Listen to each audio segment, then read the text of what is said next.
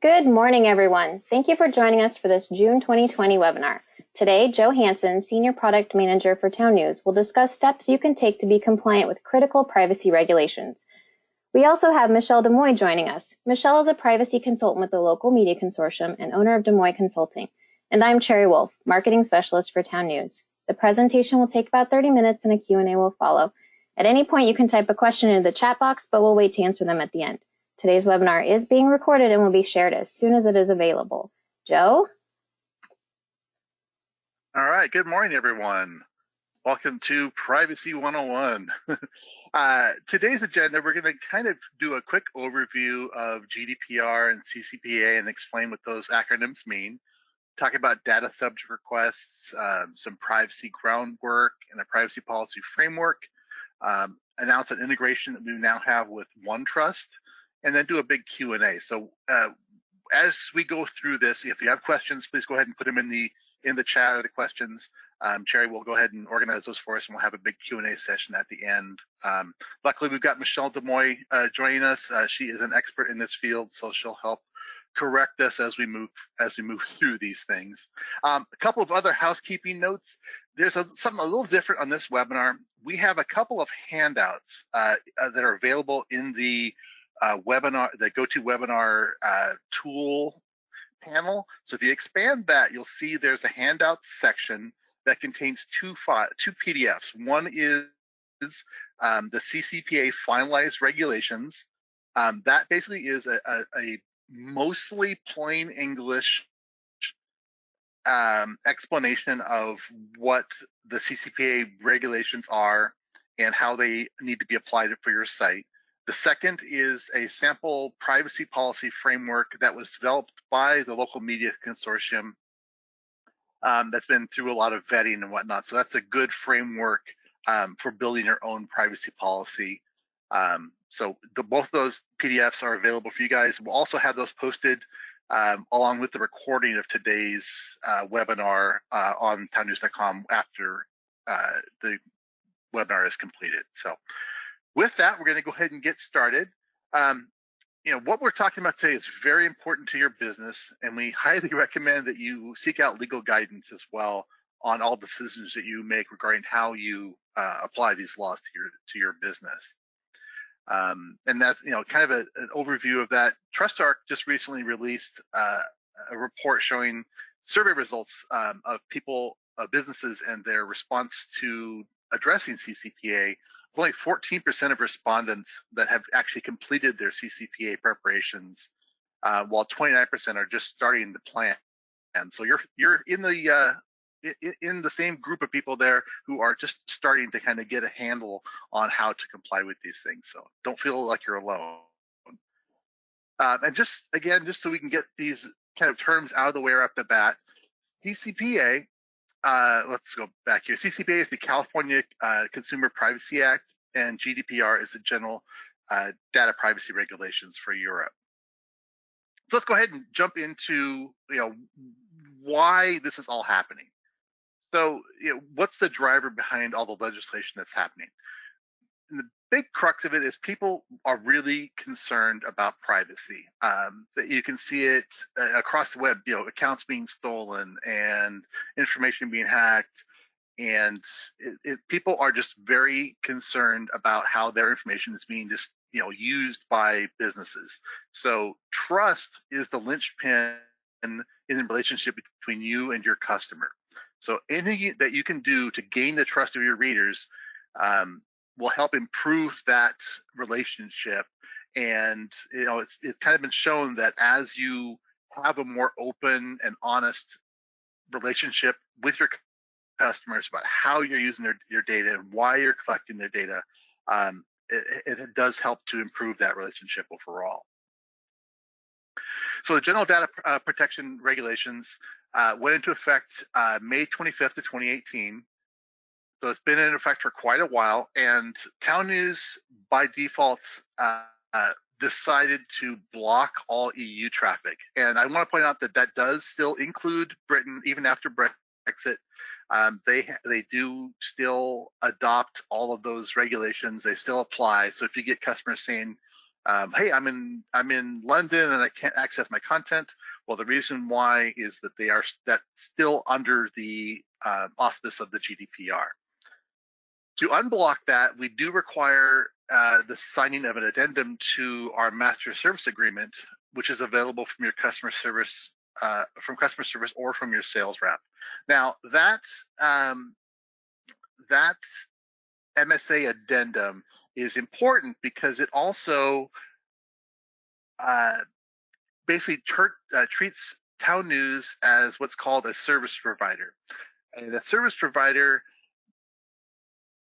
working with you as a business basically helps protect both parties for how we can store data, process data for you about your customers. So it is important to do that, and we'd encourage you to pursue that as well. We'll be reaching out to all of our customers over the next few months to try and make sure we get everyone up to date on that master service agreement addendum, so that we do get that in place, which is again just a protection for both parties in that area.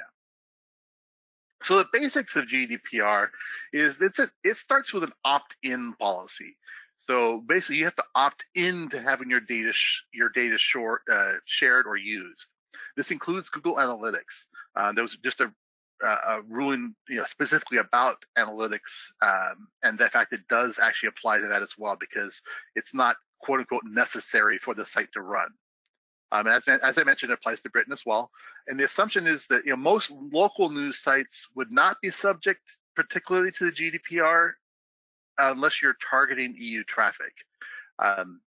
But you basically do want to have something in place to address that. There are some rights under the GDPR, the right to be informed, the right of what data is being collected about you, the right to access that data, the right to fix it, the right to delete it, the right to restrict processing, the right to be able to take that data and move it somewhere else, the right to object to the processing of data, and also rights around automated decision making and profiling. So those are some of the rights that are part of that law framework. So the California Consumer Privacy Act was approved last year. It went into effect on January 1st of this year, and it is more of an opt-out policy. So you need to inform your users, pretty much at the point of collection of data, that you are collecting data, and give them a chance to opt out. So we'll go more into what those, what data is later on, but this applies to you if you do business in California and have an annual gross revenue of over $25 million. You buy, sell, receive, share, or sell personal data of 50,000 or more California citizens. You derive 50% or more of your annual revenue from selling personal data of California residents. And the CCPA defines sale in a very broad way. So that basically, anytime there is any kind of monetary compensation for using personal information. So for example, programmatic advertising, where you are using targeted ads based upon the geographics of an individual or anything else that's known about that individual through cookie tracking, that is a sale. So programmatic, if you're using programmatic ads on your website, this applies to you. And it's probably a good idea to just to assume this applies to you, rather than to hope it doesn't and then find out later that it did.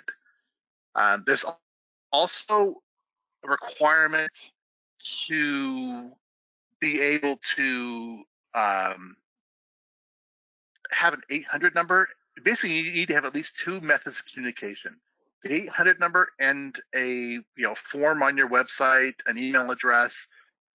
Unless you are a 100% online only business, and all of your relationships are directly with the customer, so there's no kind of anonymous users involved, then that would be waived. But otherwise, it requires an 800 opt-out number that people can call up and say, hey, I don't want you to be collecting information about me.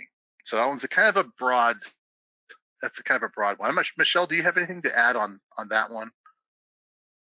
Well, I think you covered it. I think the law is really what it's trying to do is make sure that you're inclusive, right? So that you have this 800 number, you have an email, you have ways for people, and also maybe a link on your website, which I believe OneTrust offers.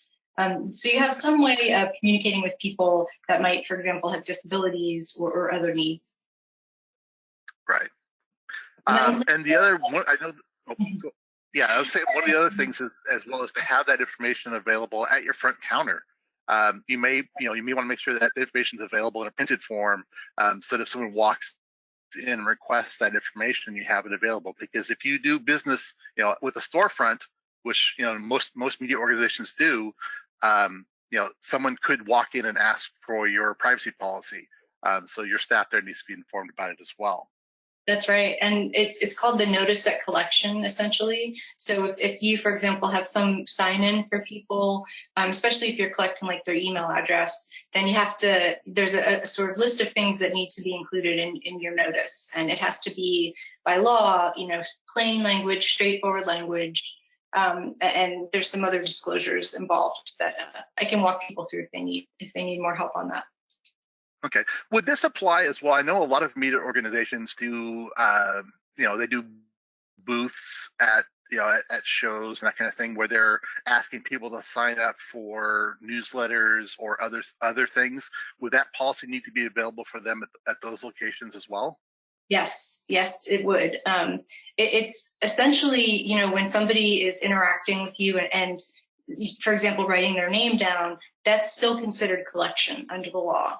And so you have to have a notice about how you might use that information, who you might share it with, and then provide on paper a link to your privacy policy. And also a link to your opt-out, do not sell my personal information link on your website. Okay. All right. Thank you for that. And the law also requires parental consent. I think the law specifically says anyone 13 and under, but there's also the COPA law as well. So you're basically better off, requiring consent for anyone 16 and under, to just be on the safe side.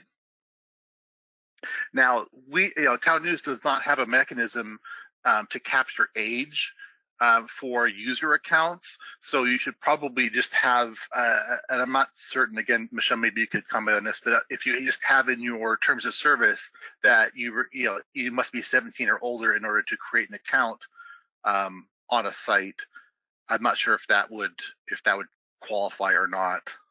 I think if you're talking about just the disclosure portion, I think it would suffice. The next question is how you get verifiable parental consent or anything beyond that. So then you have requirements for what verified looks like and how you should get that, and how you should verify the age of the person. Right. So it is complicated. So I think if you just make that notice in your terms of service, and then most media organizations don't usually have a lot of underage folks on their sites, but anyway, that is something to be concerned about as well. Mm-hmm. All right. So just a further recap on CCPA. So if user data is sold, and again, sold is used basically in this case for advertising purposes, the businesses must have a link on your homepage or all your pages that say "Do not sell my personal information," and you have to do this for anonymous users. And when someone makes a request like that, it has to be respected for 12 months. In your privacy policy, you must inform your users of the categories of personal information that's collected, sold, or disclosed. And this does not restrict a business's ability to collect, use that information as long as it's been de-identified and aggregated. Mm-hmm. One thing I would add, Joe, about this, because I've had this question from people, they say if somebody opts to do the "do not sell my personal information," what do I do? How can I even be sure that when they come back that it's them, and therefore I shouldn't sell their information? And so one of the ways to avoid that problem is to let people know when they do register or when they do come on the site and are giving information, that if they come back through using privacy tools, so they're anonymized, or they use a different browser or a different device, that you may not be able to identify them and therefore would not be able to respect the opt-out. That would suffice for the law. Okay, that's good. That's a very good point. All right, and I'll probably make this available in our after our posted version as well. But there are a number of categories of personal information that can be collected about someone, and these are identifiers as simple as just storing a cookie on a person's computer is personal information. So that's why the cookie handling is an important piece of this. Mm-hmm. And that's for most users' interactions with the TownNews site, that's pretty much the only thing that's going to be happening. TownNews in general, we don't collect very much information for anonymous users. If you are a registered user of the site, we may then have your name. If you're a subscriber, we may have more information, for example, address, email address, phone numbers, those kind of things. But we don't collect additional granular information beyond that point. So that's one of the things that you want to make sure is you're not collecting any kind of personal information, especially in forms that you're using. You want to try and minimize that kind of information to make sure that you're as safe as possible. Or also that your vendors aren't doing that. That's a little bit of a tricky one sometimes, and it's just worth asking. And hopefully a reputable vendor will tell you. And the other thing I would add is that any functional cookies that would break if the person opted out of them are not a part of this. Anything that sort of helps the website run, et cetera, is not included in this.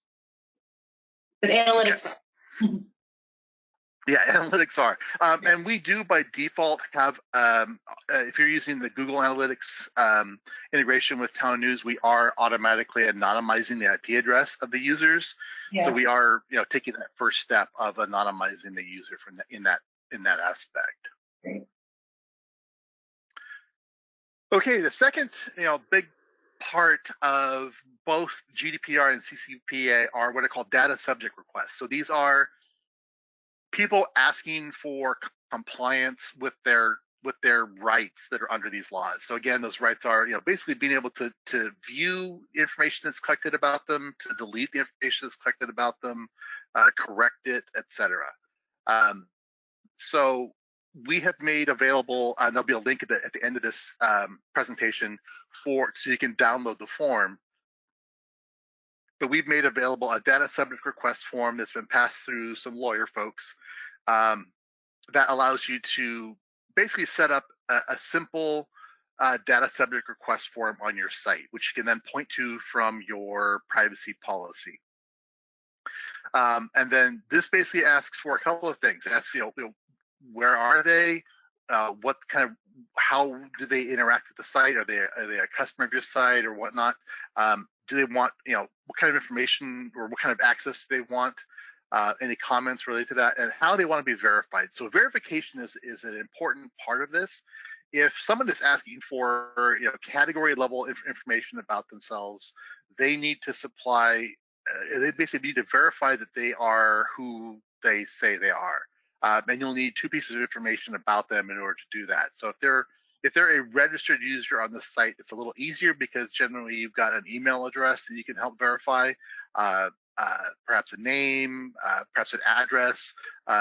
So you'll need to work with the customer to verify those. And then, so this form will be available. You must respond to those within 30 days of receipt. And I believe you've got a total of 45 days. You can request an extension on that if you're unable to complete that request within that time period. If we as TownNews receive a request for your site, we will basically create a ticket in our CRM system and assign it to your site saying, hey, we got this information, a request from a customer of yours, which we do get once in a while, and then we'll pass that information along to you so that you can then address that as needed. So you'll want to make sure on your side that you've got your folks trained to receive these. I would really encourage that this form goes to a group email on your side. So for example, privacy at, something like that, so that multiple people will receive it, so that a request doesn't just, go into limbo and not get answered. Because again, there are fines that are related to not complying with subject requests. And I would just add that I also want to point out, go ahead. I think one thing you said, just upon when you receive a request to know or a request to delete, you have 10 days to confirm it, to respond, but not necessarily, to give the information or delete it, but just to say, hey, we got this. Okay, well, that's within 10 days. Okay, that's a very good point. I'll make that correction on this one here. So one thing I also want to point out, there are a number of exemptions for these requests that are basically based on journalistic reasons. So if someone sends a request to you and says, hey, we want you to delete this article about us that had information that we don't think should be out there, well, that's actually protected right for the newspaper or the media organization, so you don't have to comply with that. You can basically just respond back and say, we are not complying with that request because of this. So I would really encourage you to work with your legal folks to identify those specific kinds of exemptions that you could apply, and then build in for your staff kind of a workflow of how to handle these kind of requests and the kind of categories of requests you might receive, and be able to have your staff trained on how to receive and respond to those quickly and centrally. All right. A little bit more on those data subject requests. There is if an opt-out or deletion request must be honored, so you can't basically opt them back into sharing their information for 12 months. And that deletion request also must be honored for at least the 12-month period. Now, a request for export data is only required to be honored once every 12 months according to law, but at this point, you're probably better off if you're okay doing it once. It's you probably want to go ahead and just do it again rather than say, oh, I'm sorry, you have to wait for 7 more months before we'll do it for you again.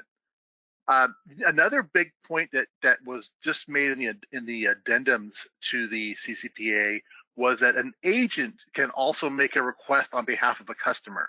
So if someone calls up and says that they're acting on behalf of a person to collect or remove information, you may also want to, you need to be prepared for that.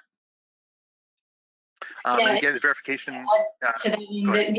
There is the AG, I think, is working on a more specificity around this, but essentially it's an independent third party. So it's not like Joe Schmo, right? Not to say Joe is a bad name, but Tom Schmo, that comes and says that they want whatever they want on behalf of an individual. It needs to be a verified service. Right. So there will be, so kind of stay tuned on this one for follow-up information from the Attorney General of California to make that a little more clear. So again, as we mentioned, there are exemptions. So you may want to make sure you want to have those documented so you know exactly what should be applied or not applied based upon those kind of requests. All right. So getting consent to collect data. Again, this comes back to the trust piece, making sure that that you're getting that consent. Again, California is the CCPA is opt out of having data collected. So by default, you can collect data. So if they just skip the question, you can it's not really implied consent, but you've at least given them the option of opting out, and they can always opt out, hopefully through your privacy policy. You should have a link to your opt out through there as well. And again, getting parental consent for any user under the age of 17. We'll leave that up to you to figure out how that could be applied. And in your privacy policy, informing the users of the use of cookies and why you're collecting them and what kind of information you're collecting. And one of the other things you want to do is if you change your cookie policy or privacy policy, you should trigger to get consent again. And also just at reasonable intervals. So this kind of goes to what Michelle said a little earlier. If the user is coming in on different devices, or if multiple people are using the same device, so if for example 2 roommates are using the same computer, and one opts out of consent or gives consent, and the other one doesn't give consent, and they're using the same device. There's really no way to handle that. So just asking for consent, not just once, but doing a reconsent again. And we'll show you, I'll talk about that a little bit here in a second as well. Next. One thing I would add on consent, I'm not sure if you're going to go into a little bit of detail here, but I would say one of the core parts of the law is this right to receive equal service and price. And so right to not be discriminated against. And so what that means is if somebody opts out of sharing data or exercises their right to be forgotten or delete, that means you can't refuse services, charge more for people, or just otherwise treat them any differently than when they opt out of services, of sharing or selling data, or want it all deleted. So that's an important part of the law. Yeah, that's an excellent point. All right, so as far as kind of your privacy groundwork for what you should be doing, you should have a privacy champion at your organization, someone who is going to stay on top of these things. There are so many resources available online. It's overwhelming for CCPA and GDPR and all the different advice that's out there. But having someone kind of stay abreast of kind of the current amendments and things for those 2 laws. And just as an aside, there are a number of other laws that are already in effect. So we've got Canada's got the PIPEDA Act.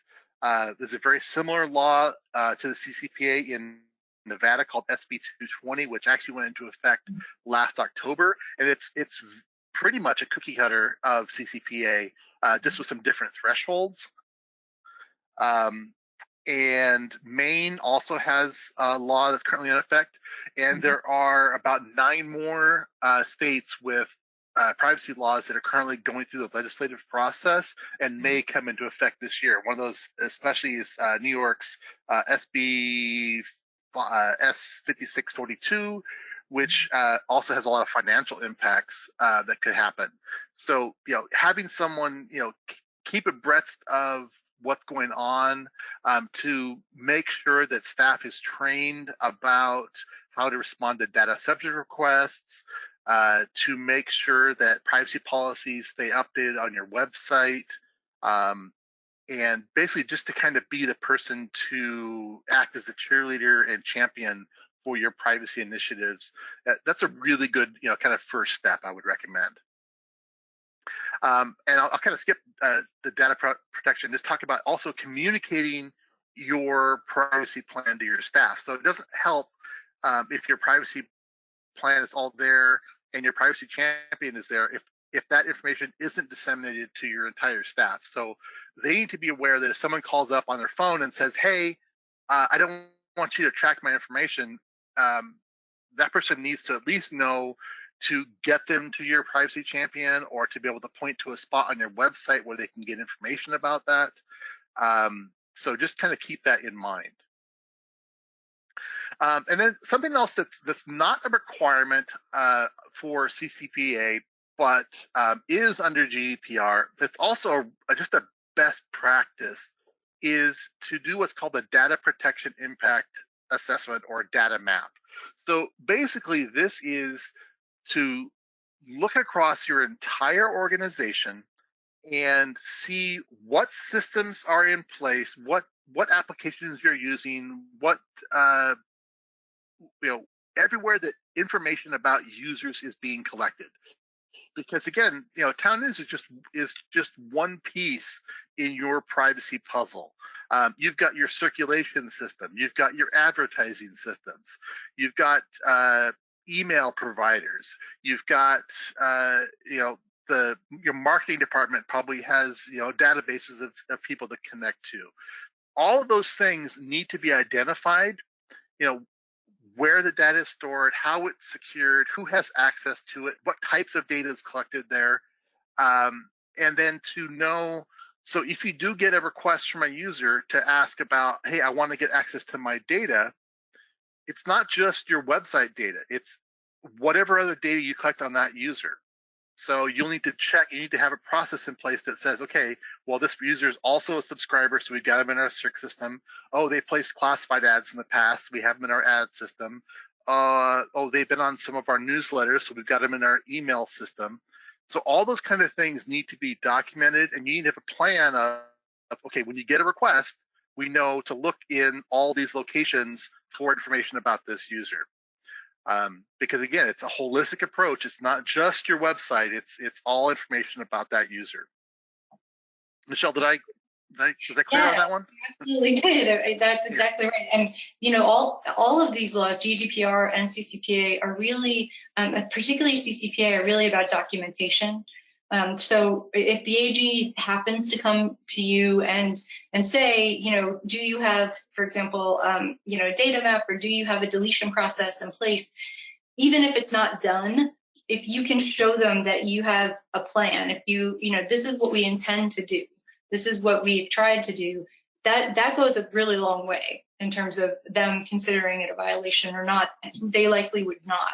So I would just encourage that. And slight plug for consulting services to let you know that there are lots out there that can help with that, because some of the time at some organizations it's difficult to get, even when it's really small, to kind of marry the legal department with the product department, with the marketing department. And so consultants can kind of help you work through that if that's how you decide to do it. Yeah. All right, so and then just your privacy policy in general, it should be clear and easy to understand. It should be accessible for everyone. So again, this means having it available for in print and online, and available in potentially other languages. If you've got a large market that's in Spanish, for example, you may want to consider having your policy in Spanish. It should explain the privacy rights of the customer, and it should be written to be understood by someone age 13 to 16. So make it easy, simple, and clear to read and accessible. So what are we, as TownNews, doing to help you kind of meet all these requirements? So the first thing we did, we rolled out a couple weeks ago, was that the utility copyright block now has a new option that says, do not sell my personal information, which will then link to whatever whatever link you've got in there. So by default, it links to your privacy policy. So in your privacy policy, you should have a section on, how does someone opt out of having their personal information, used. You should have, so that piece is already in place, and you can go ahead and apply that right now. If you're not using that utility copyright block, OneTrust, which we'll get into a little bit more here in a moment, also has a free tool to generate a do not sell my personal information link, which is just an HTML snippet that you can then place onto your website. The data subject request form that's available, it's been reviewed, it's easy to implement. You may want to make some minor changes to it. For example, the relationship that represents you may want to remove a few of the options, because we made it for kind of the TownNews level.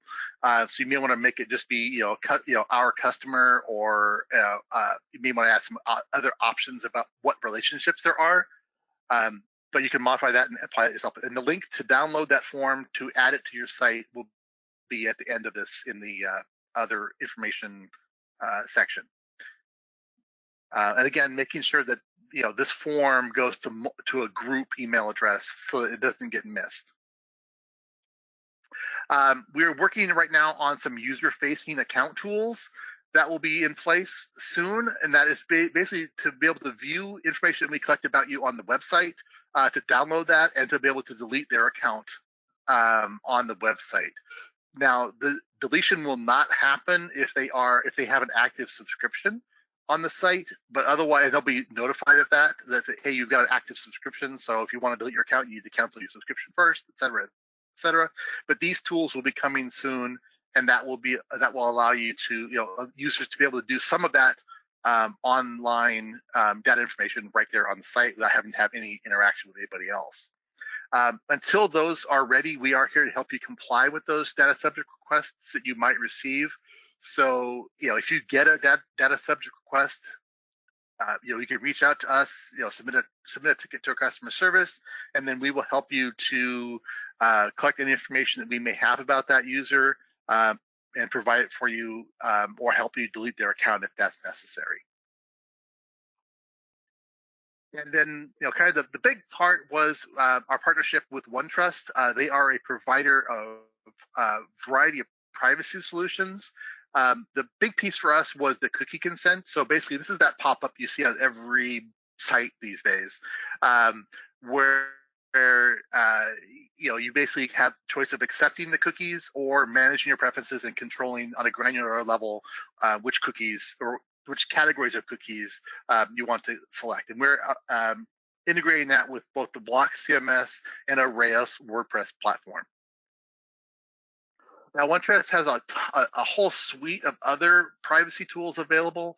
They've got tools for doing privacy policy management and versioning control. They've got their own data subject request tools.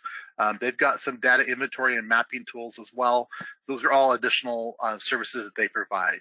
Now, this is a pay-to-use solution, but after talking with a lot of different vendors and working with a lot of them, we felt that OneTrust had the best suite of products at the lowest price point for our customers. And just as a quick idea, their list price for cookie consent is $45 a month for each website. And if you're a group, I would really recommend talking with them about group pricing, and they can get those prices down for you. Got a few slides here from OneTrust, just kind of showing what they've got. So what their tool does is it'll scan the website after you sign up with them. It scans and categorizes all the cookies that get set. So it's not just the TownNews cookies, it's also the programmatic ad cookies, any other third-party vendors that you're working with. It will add and categorize all those cookies into different categories. And they've got a huge database of those. Then they've got different layouts and defaults based upon geolocation, so they can help treat EU traffic separately from US traffic. I would generally just opt, or I would veer toward the side of treating all US traffic the same as if it was all CCPA, because remember, the rule for CCPA is it applies to a California resident, but a California resident could actually be living in a different state and still be a California resident. So you can't rely upon geolocation for assuming that they are not a California resident. So I would just treat all of the U.S. as CCPA being applied to it. And again, Nevada has a similar law, Maine has a similar law, and there's 9 more states coming. So at this point, you might as well start treating every user as requiring that level of privacy consent. And they offer a lot of nice features for CSS and whatnot, so you can make it style exactly how you want it to look for your site. So it detects all those cookies, it assigns them to the right groups. It allows you to automatically scan on a regular basis. And it also does it behind authentication. So basically make sure that you're tagging all of your cookies properly, all your third-party tags, pixels, all that kind of stuff is categorized properly. And then what we do on the TownNews side is we basically have that cookie, the OneTrust widget, and gets put on your page, and then there are basically 5 different categories of cookies that get set. And then by default, all of the TownNews injected scripts get automatically wrapped with the appropriate on-off toggles, basically. But we're going to have documentation available as well for how you can do this with third parties. So if you get a third-party script from, let's say, for some you get some third-party script. I'm blanking on one right now, but maybe a Second Street email sign-up widget, and you want to have that not shown if the user decides not to opt into uh, targeting cookies, for example. Then you could wrap that script with the proper classes, and then it will automatically get turned off if the user opts out of that information being shared or sold. So again, this is it's a pretty straightforward integration, and we'll have documentation on how to use that. And also, once you sign up with OneTrust, they'll do as well an onboarding process where they kind of go through how to use their tools, how to style, how to do all that kind of stuff, and how to other services they offer as well. Now, this is only for the website right now. They also do offer an app SDK, so we are looking into integrating it with our Now app as well. So that is coming in the future. And again, styling, you can make it styled how you want to, and you can even have it in different languages. I think they have like 200 different languages kind of predefined and ready to go there. So, for more information on purchasing the cookie consent widget, you can contact Kyle Beagle. He's our contact over there with Global Alliances. That's his phone number and email address. And again, we'll have this slide shared. Just let them know that you're a TownNews customer. They're kind of prepared for an onslaught of requests. They've been really good to work with. So, that's who you want to reach out to for that. All right, and I think at this point, we are ready to take what I hope are an onslaught of questions. Just as an example, just wanted to point out here as well, we've got some additional resources. There are 2 webinars that Michelle gave, which I found hugely, hugely helpful. These are on YouTube right now. So there's 2 that she did, one for small markets, one for large market. Large market basically is just a little more detail on privacy framework and a little more EU GDPR focus. This is the link to download the DSR form, the data subject request form. We have been working with Brian Cranston Law Group. I can't remember the full name of them now, but they're very good. They're very good for CCPA compliance. So if you're looking for a legal team, I'd recommend them.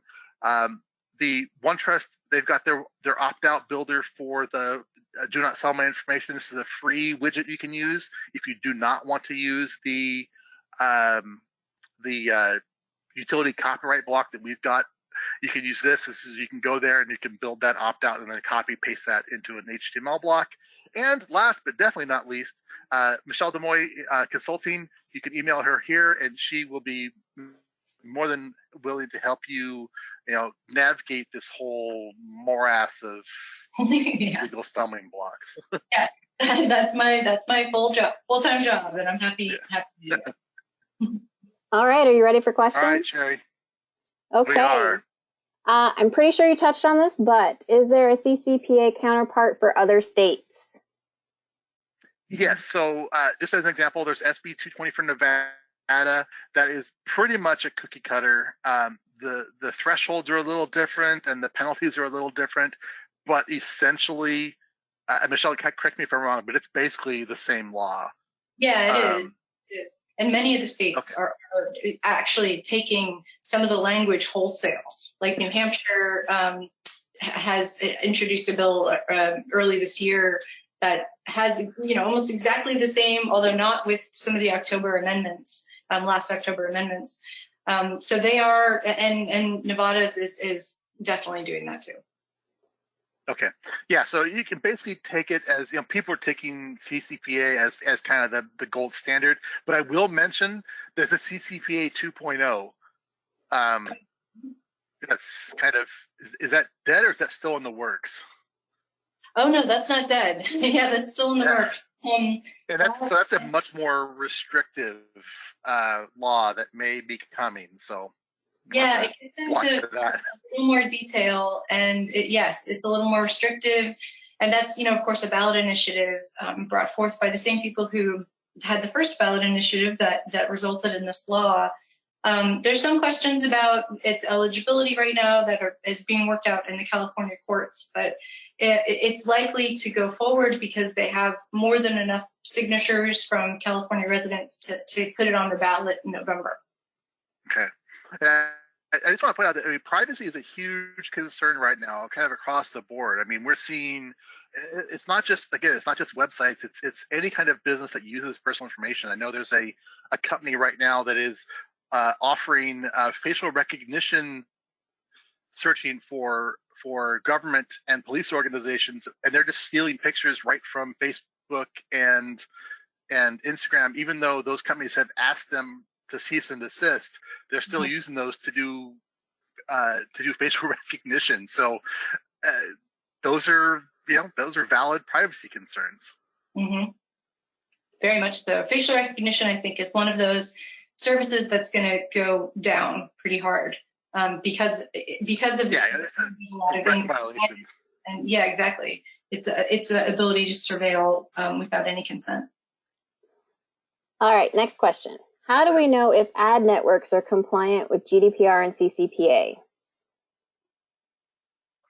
All right, so it is a little bit complicated. One of the things we do is for Google Ad Manager, for example, and for header bidding, we're sending a signal upline. If people have opted out, we put Google Ad Manager into what's called restricted data processing mode, and then we pass upstream the signal that you should be respecting this user's opt out. There is no enforcement mechanism in that. We can basically say, hey, you shouldn't be using PII for this ad request. It's really just a cross our fingers and hope that upstream vendors also respect the request. Okay. Does deleting or correcting personal data include changing the content of articles? For example, if the person was arrested and that was reported, but the charges were dropped later, do we have to change the article? I would say no. I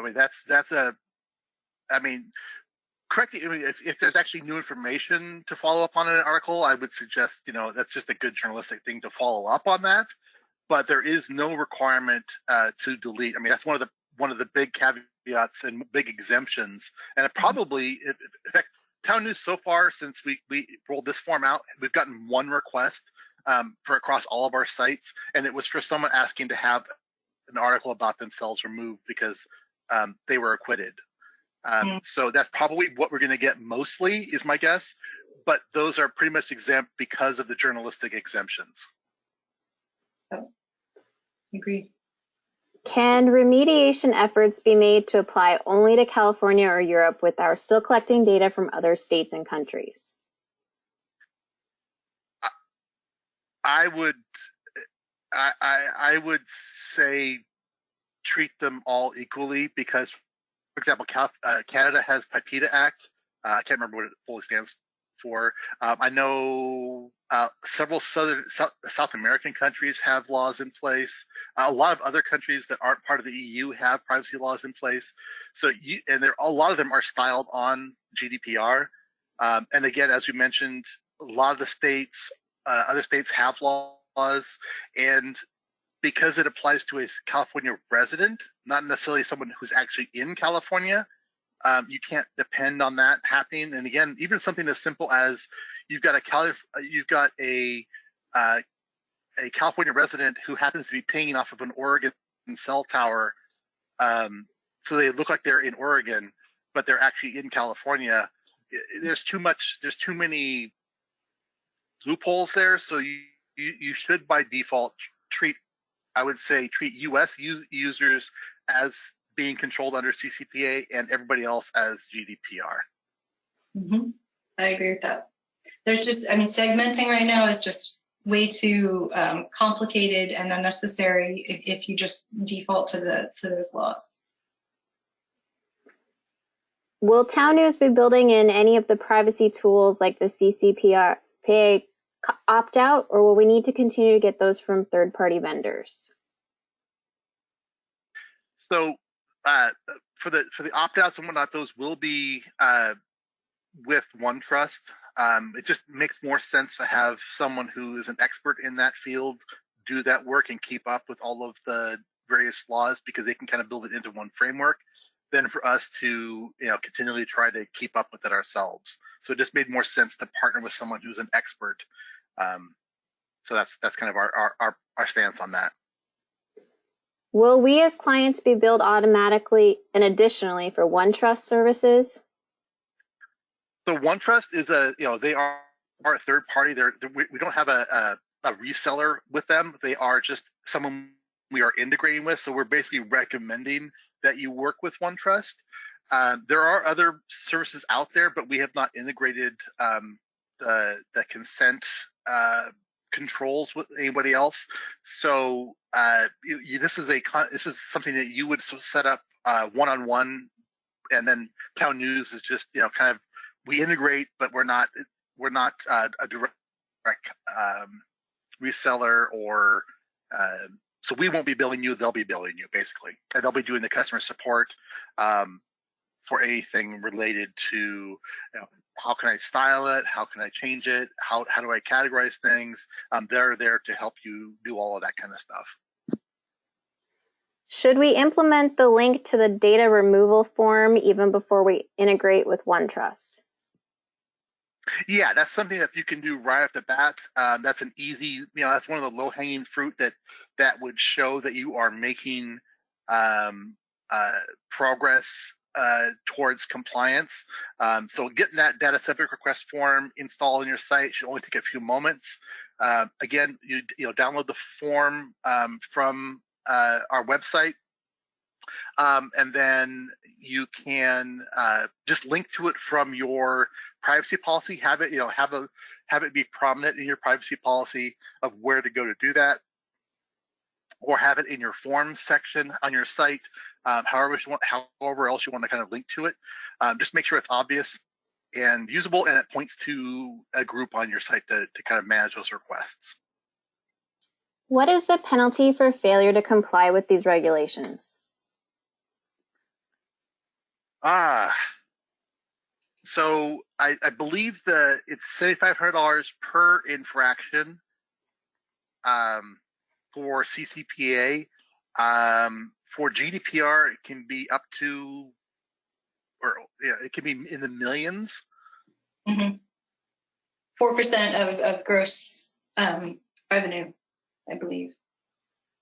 Okay, yeah, so 4% of gross revenue. So GDPR is a little more, a little more impactful. Again, I don't know. I wouldn't worry as much about that, because we are not targeting. You're not trying to attract EU visitors, so you're kind of like semi in scope.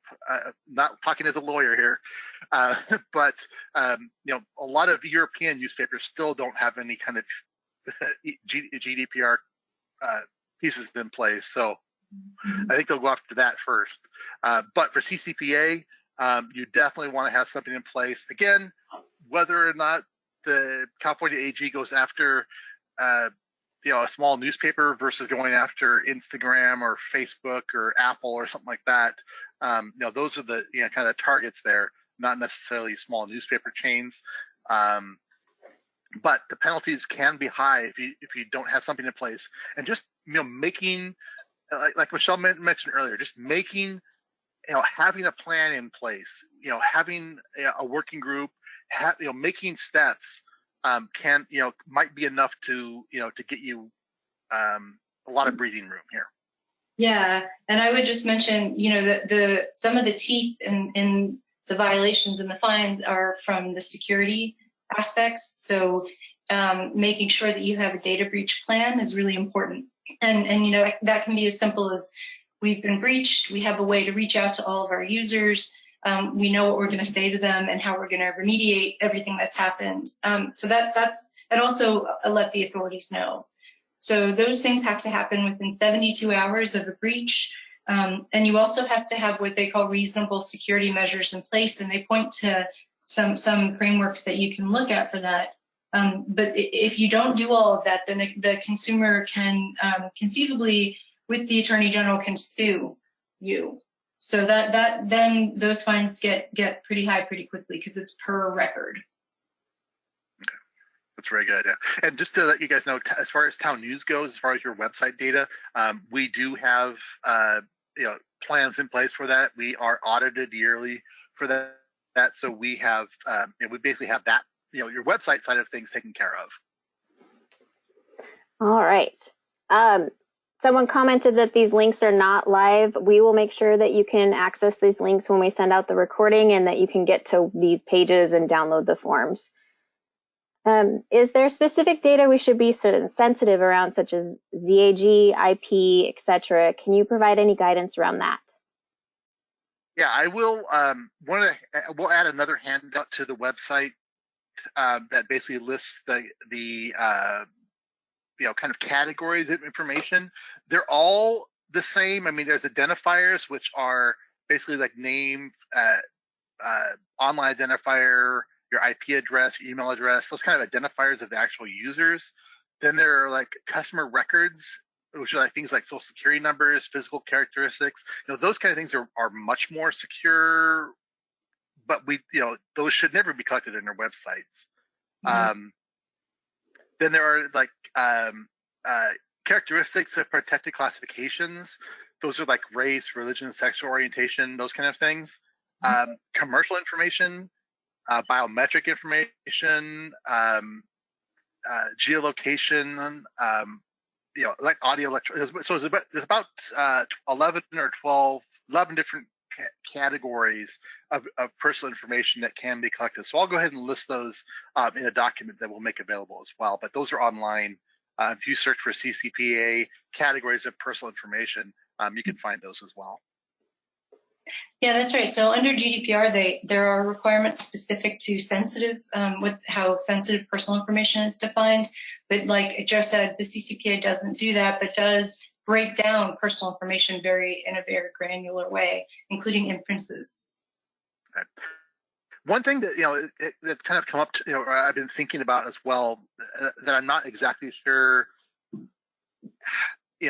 what's an actual good way to handle it. But just as an example, a lot of sites may have a submit your wedding form on their website where you are collecting a lot of personal information about a user, which is then stored in blocks until you delete that account or delete that record. And that record is not tied to a person. So I would highly, highly, highly encourage all sites that are using form data to delete those form submissions as soon as you have pulled that information out and for use in whatever other platform you're going to use it. If you're going to create an announcement for your paper or whatnot, make sure the form itself has been deleted, because if someone requests information about that and wants to have it deleted, there's no easy way of linking that form to a person. Mm-hmm. Is there a site checklist to make sure we cover everything for CCPA and GDPR? I will put something together. That's an excellent thing. Okay, that was all the questions we had. All right, this is the last one. So again, documentation's there. Call our 800 number. We have an 800 number, or support at TownNews. And if you guys have more questions, please feel free. Feel free to submit a customer service request with your questions, or post them on the community board, and I can answer those questions as we move forward. Great. You can also check our status at townnews.status.io. Follow us on Twitter, LinkedIn, Facebook, or YouTube, or sign up for one of our many newsletters. Again, we will have this information distributed as soon as it's available. We'll link to a whole bunch of handouts and the links that Joe provided. And thank you everyone for joining us. Joe, do you have anything to add? Nope, that's all. Good luck. Michelle, thank you for joining us. Do you have anything to add? No, just thanks for having me, and I'm happy to help anybody who needs it wading through all of this. Great. Thank you again, everyone, and we'll see you next time. Thank you.